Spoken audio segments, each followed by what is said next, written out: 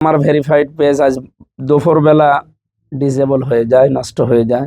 এটি একটি পরিকল্পিত সাইবার হামলা। আসসালামু আলাইকুম রহমতুল্লাহ। উপস্থিত সাংবাদিক বন্ধুগণ এবং অনলাইনের মাধ্যমে যারা আমাদের দেখছেন, আপনাদের সবাইকে ধন্যবাদ জানাচ্ছি আমাদের এই সংবাদ সম্মেলনে। আপনারা জানেন বর্তমান তথ্য প্রযুক্তির যুগ।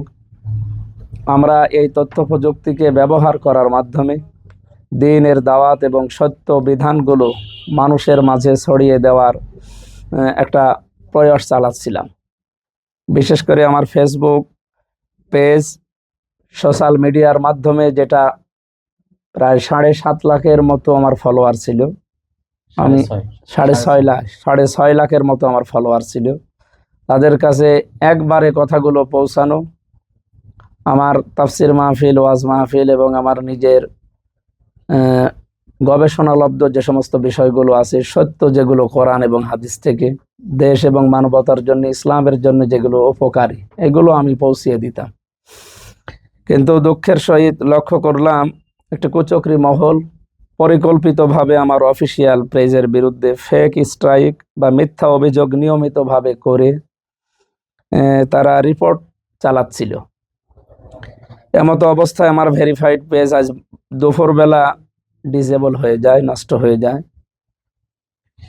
প্রাথমিকভাবে ধারণা করছে এটি একটি পরিকল্পিত সাইবার হামলা। নির্বাচনে নিশ্চিত পরাজয়ের আশঙ্কায় একটি দল এবং তাদের নেতাকর্মীরা ভীত হয়ে এ ধরনের ন্যাক্কারজনক সাইবার সন্ত্রাসে জড়িয়েছে বলে আমার মনে বিশ্বাস। অফলাইনের পাশাপাশি অনলাইনে আমার প্রচারণা ব্যাপকভাবে সাড়া ফেলে প্রতিপক্ষ দলটি দিশেহারা হয়ে যায়। জনগণের স্বতঃস্ফূর্ত সমর্থন দেখে তারা এই ডিজিটাল প্ল্যাটফর্মকে বাধাগ্রস্ত করার জন্য বিভিন্ন রকমের ষড়যন্ত্র করে। এই ব্যর্থতা ঢাকতেই তারা সাইবার হামলার পথ বেছে নেয়। আমি স্পষ্ট করে বলতে চাই, এ সমস্ত সাইবার সন্ত্রাস ও গণতান্ত্রিক অধিকার হরণের প্রচেষ্টা আমাদের কাউকে দমাতে পারবে না ইনশাআল্লাহ। জনগণের ভালোবাসা এবং তাদের সমর্থনই আসলে আমাদের শক্তি, সর্বোপরি আল্লাহর রহমত।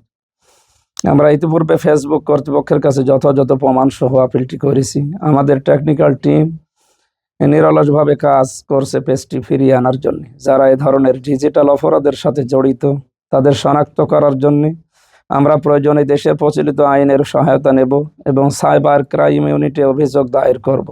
একই সাথে আমি নির্বাচন কমিশন, আইন শৃঙ্খলা বাহিনী এবং সংশ্লিষ্ট সাইবার নিরাপত্তা কর্তৃপক্ষের দৃষ্টি আকর্ষণ করছি এই ঘটনার সুষ্ঠু তদন্ত এবং দোষীদের বিরুদ্ধে আইনগত ব্যবস্থা দ্রুত গ্রহণ করার জন্য।